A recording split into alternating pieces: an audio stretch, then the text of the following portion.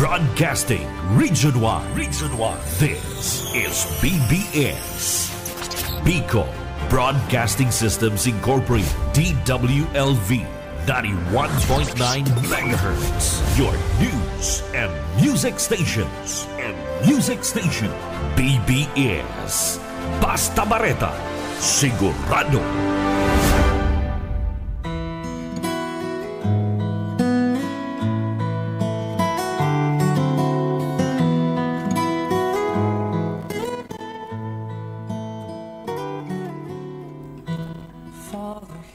Magandang umaga po sa inyong lahat. Magandang umaga, Bicolandia.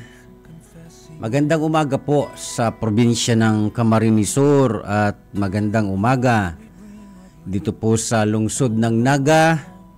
Magandang umaga po sa lahat ng tagapakinig. Ito po ang biyaya sa pagkaaga. Ako po ang inyong lingkod, Pastor Luis Bolaños ng Jesus Christ to the World Mission, Maharlika, Concepcion Pequeña, Naga City.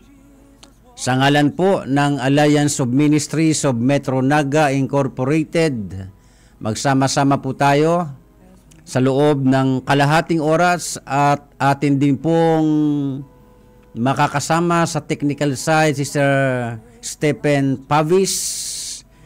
At sa loob ng mga minutong dadaan, hayaan po natin na bago natin harapin ang buong maghapon ay pasimulan po natin ang ating araw sa pamamagitan ng ating pag-aaral ng mga aral ng Diyos upang ang mga aral na ito ay magbigay sa atin ng mga aral sa buhay upang sa ganon ang mga pagkakamali ng iba ay wag na nating tutularan.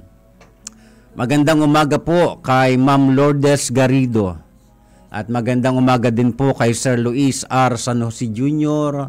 at sa lahat pa po ng manunood ngayon live sa Facebook. Magandang umaga po sa lahat ng inaabot ng istasyong ito ng BBS DWLV 91.9 FM at sa lahat din po ng nakikinig sa kani-kanilang radyo. Magandang umaga po sa inyong lahat at ngayong mga oras na ito tayo ay darako na sa ating sama-samang pag-aaral at simulan po natin ito sa panalangin. Pwede po kayong makiisa sa akin. Ama naming Diyos sa langit, muli po kaming nagpapasalamat sa buhay na ito. Marami pong salamat sa magdamag na lumipas na kami ay iyong iningatan. Maraming salamat din po sa buhay at lakas at naipinahiram mong muli sa amin ngayong umaga. Salamat po, tinitiwala po namin sa iyo ang aming sama-samang pakikinig, pagbabasa, pag-aaral ng iyong mga aral upang ito ay magsilbing gabay sa aming makadiyos na pamumuhay. Ito ang aming dalangin, Ama, at inihiling namin ito sa pangalan ng aming Panginoong Hesukristo. Amen. Tuloy na ho tayo. Ang ngayong umaga, magbabasa po ako ng bahagi sa banal na kasulatan at ito po ay ating mababasa mula sa Lumang Tipan sa aklat po ng Heneses. Ang kabanata po ay 9 mula talatang 20 at sa mga susunod na mga talata. Ganito po ang nasusulat. Si Noe ay isang magsasaka at siya ang kauna-unahang nagbukid ng ubasan.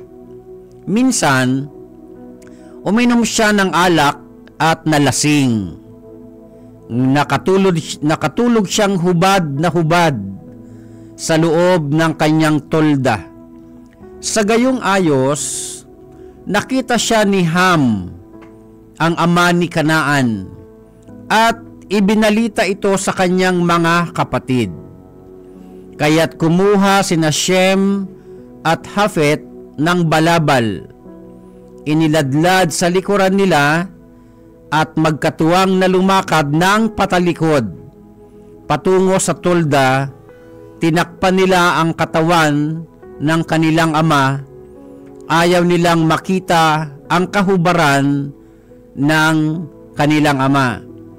Nang mawala na ang kalasingan ni Noe at malaman ang ginawa ng bunsong anak, sinabi niya, "O ikaw, Kanaan, ngayon ay susumpain sa mga kapatid mo, ika'y paaalipin." Sinabi rin niya, "Purihin ang Diyos ni Shem. Itong si Kanaan ay maglilingkod kay Shem. Palawakin nawa ng Diyos ang lupain ni Hafet. Sa lahi naman ni Shem, sila ay mapipisan at paglilingkuran si Hafet nitong si Kanaan." So hanggang dito na lamang po, at ngayong umaga,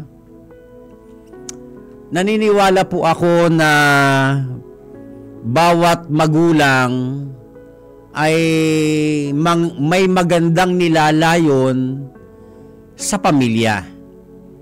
Naniniwala po ako ng isang tunay at mapagmahal at totoong tatay o kaya nanay, in particular bilang magulang.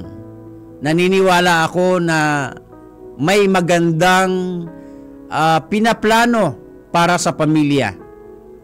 Dito po sa ating pag-aaralan, napakaraming aral ang maaari natin ditong matutunan. Pero ngayong umaga, titingnan lang natin ng ilan sa makakaya po natin, at sabihin ko po sa inyo, ito ay kapupulutan natin ng maraming aral.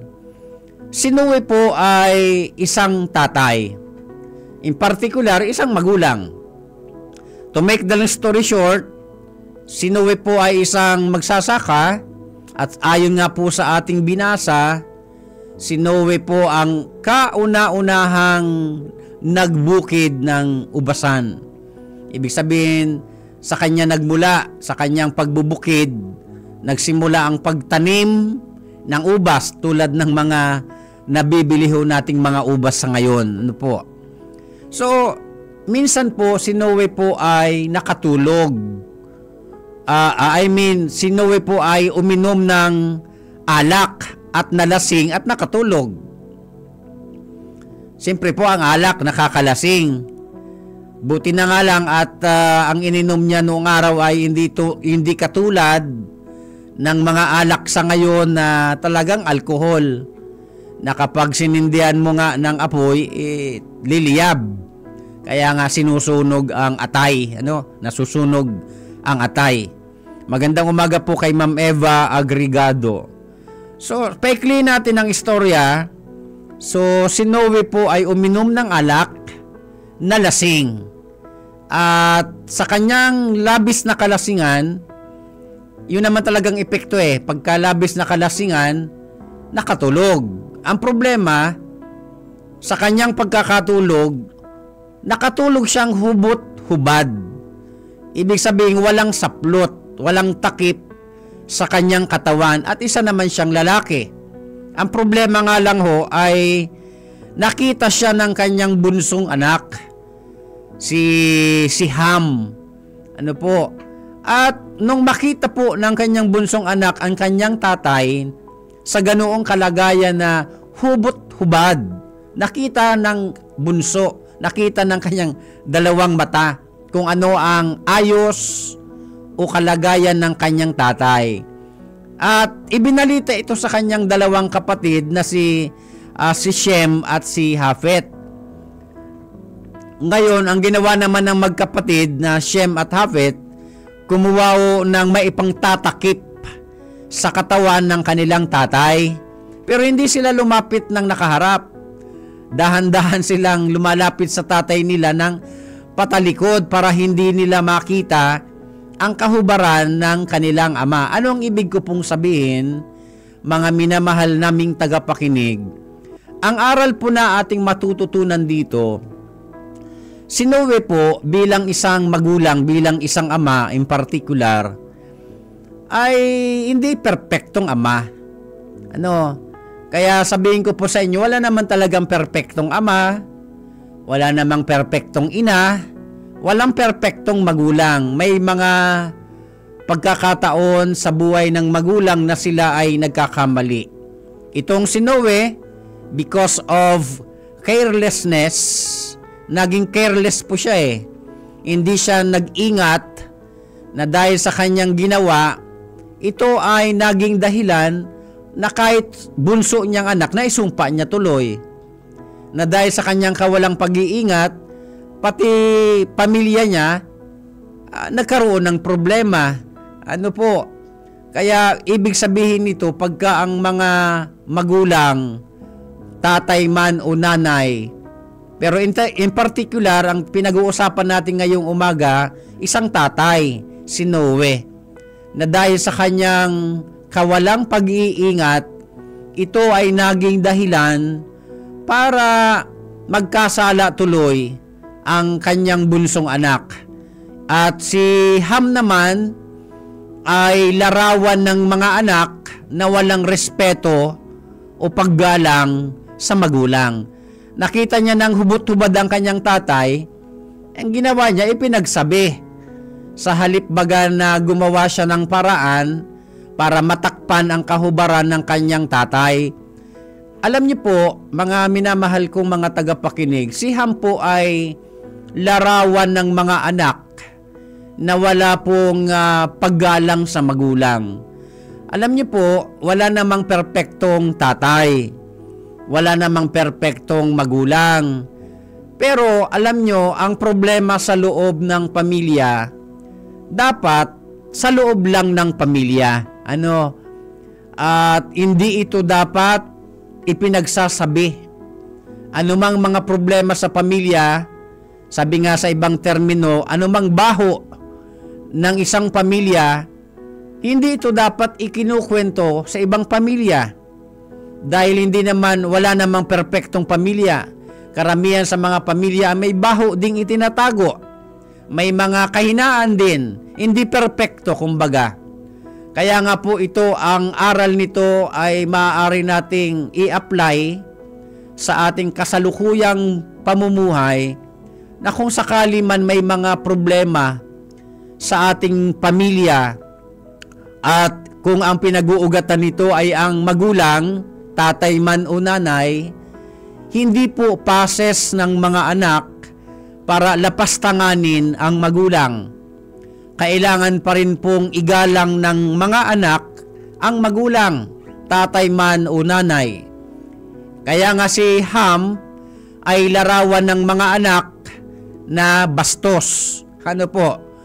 Mga anak na walang respeto, walang paggalang sa magulang. Buti na lamang sa tatlong anak ni Noe, si Shem at si Hapet ang may paggalang sa kanya. Kaya gumawa sila ng paraan para matakpan ang kahihiyan ng kanilang tatay. So sila'y mabuting anak. Kaya si Shem at si Japet ay larawan din ng mga anak na mayroong paggalang sa magulang. Nakita nila ang kakulangan ng kanilang ama dahil sa kawalang pag-iingat nito, pero hindi ito naging dahilan para lapastanganin po nila ang kanilang tatay. Kaya kung pag-aaralan natin itong mabuti, hihimay-himayin natin, sa kawalang respeto ni Ham, tingnan niyo po, naisumpa siya. Ibig sabihin, nung araw pa naman, pagka binasbasan o sinumpa ng isang magulang ang kanilang anak, nangyayari ito sa buhay nila. Iyan ang dapat nating maintindihan. Kaya napakahalaga talaga ang bendisyon o basbas ng isang magulang. Ikaso, si Ham, dahil sa kanyang kawalang paggalang sa magulang, nasumpa siya.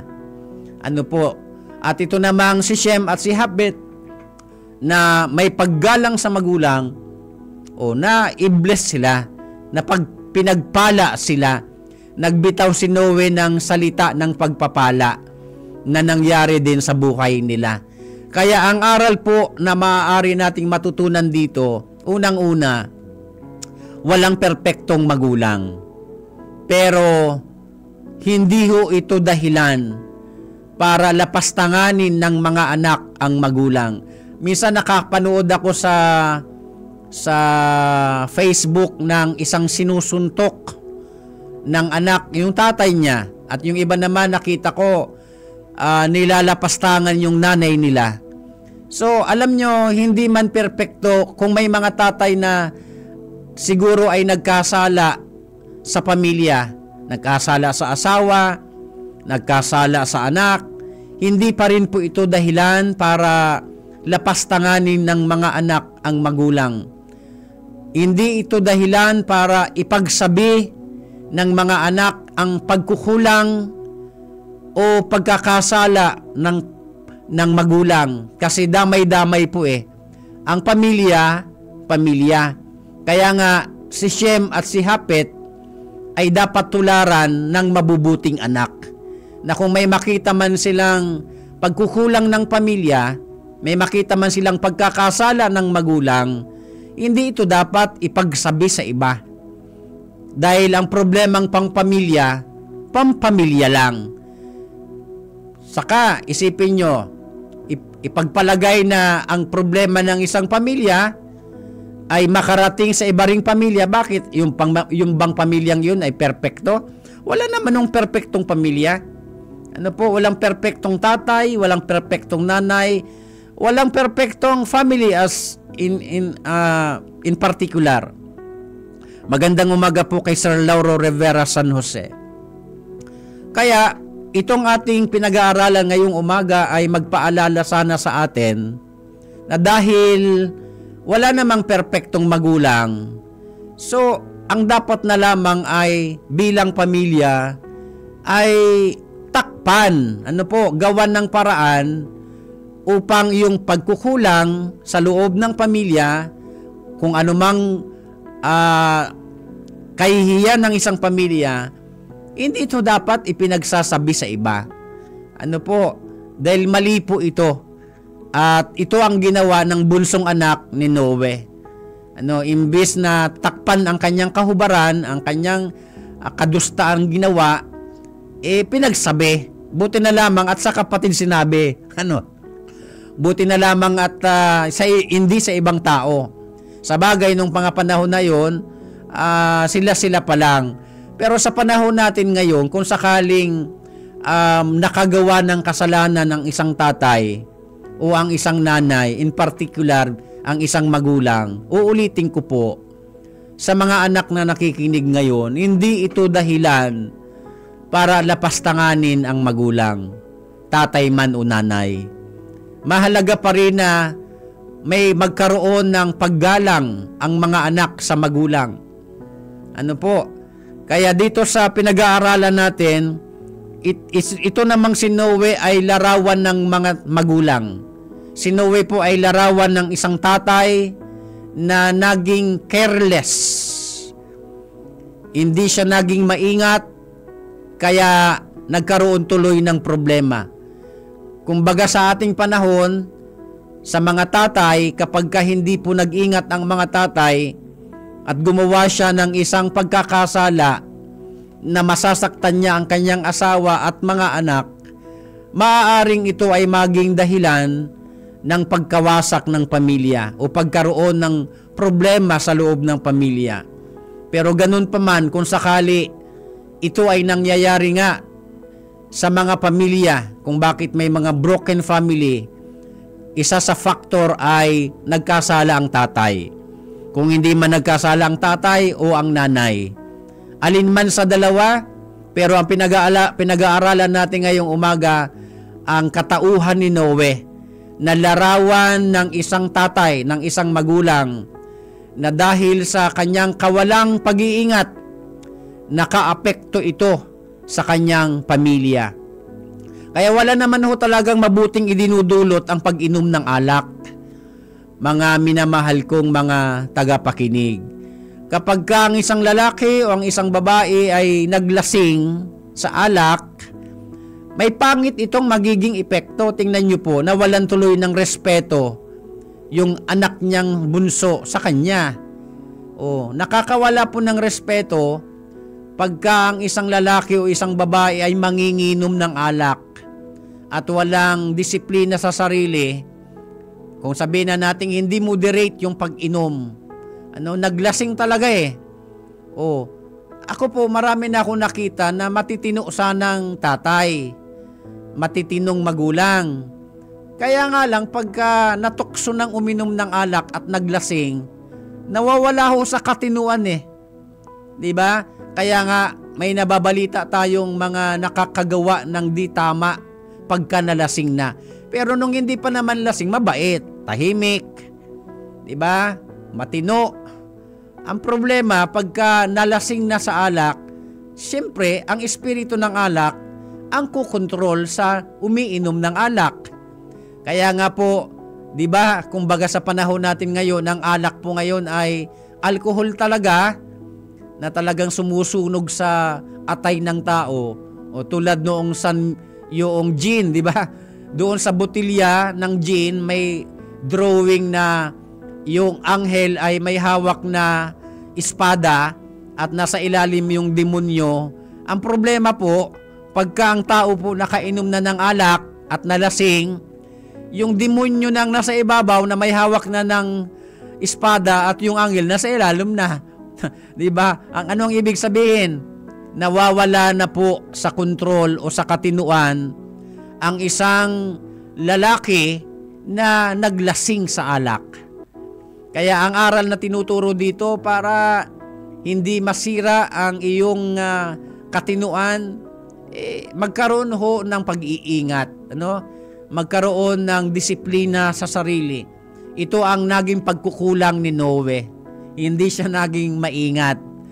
Dahil sa kanyang ginawa, nakaapekto ito sa kanyang pamilya. Kaya si Noe ay larawan ng mga ama. Larawan ng mga tatay ng tahanan na dapat nag-iingat sa ikakaayos ng pamilya.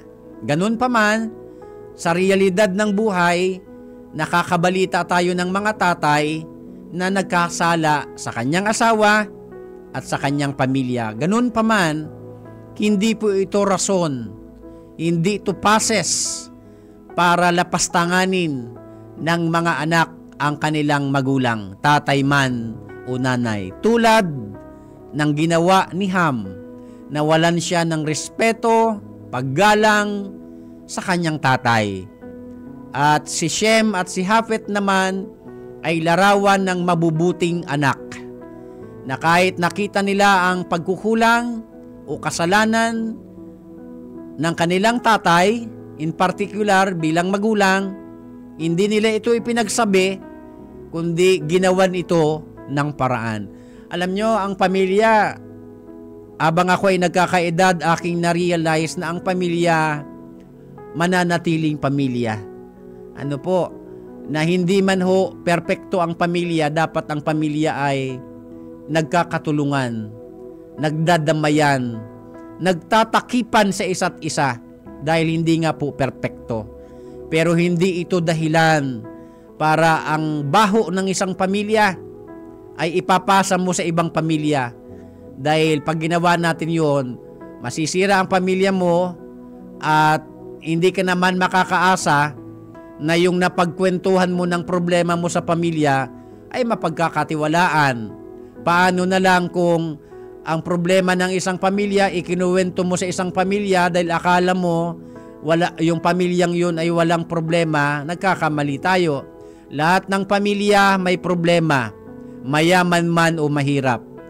Pero ang aral na maaari nating matutunan dito ay ang pag-iingat ng isang tatay. Pag-iingat ng isang magulang, tatay man o nanay. Pangalawa, ang paggalang ng mga anak sa magulang. Hindi iyon dapat mawala, mga minamahal kong mga tagapakinig. At pangatlo, ang aral na matututunan natin dito, hanggat maaari, umiwas sa mga bagay na pwedeng makasira sa pamilya. O ang nakasira sa naging sanhi ng pagkakaroon ng problema kung bakit nawalan ng respeto yung bunsong anak ni Noah, dahil na rin naman sa kanya. Pero sabi ko nga, kahit nagkasala siya bilang tatay, hindi pa rin dahilan para dustain siya ng kanyang sariling anak. At yan po ang nangyayari sa ating kapanahunan ngayon. Maraming anak, hindi naman lahat, pero may mga anak na matapos pagbuhusan ng buong buhay ng magulang, minahal, inaruga, pinalaki, inalagaan, pinag-aral hanggang makatapos, naging mga profesional, gumanda ang buhay, at pagkatapos, hindi marunong kumalinga sa kanilang mga magulang. Kaya ito ay aral din sa mga anak na kapag kayo ay umayos na sa buhay, huwag po sana ninyong kalilimutang kalingain ang inyong mga magulang. Hindi kinakailangang manglimos ng pag-aalaga. Hindi kailangang manglimos ang mga magulang ng inyong pagmamahal para sila ay alagaan nyo. Ano po? Dito ako magtatapos sa isang kwento. Mayroong pong mag-asawa, mayroon silang tatay na matanda na, matanda na. Ang sabi ng mag-asawa, hindi na natin kayang alagaan ng ating tatay, nakakaabala na siya sa ating trabaho. Ano kaya kung ipasok natin siya sa home for the aged, sa bahay ng mga matatanda? To make the long story short, idinalaho nila yung tatay nila sa bahay ng matatanda.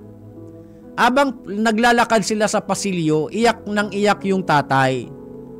Sabi ng mag-asawa, huwag ka nang umiyak tatay, kailangan naming gawin ito.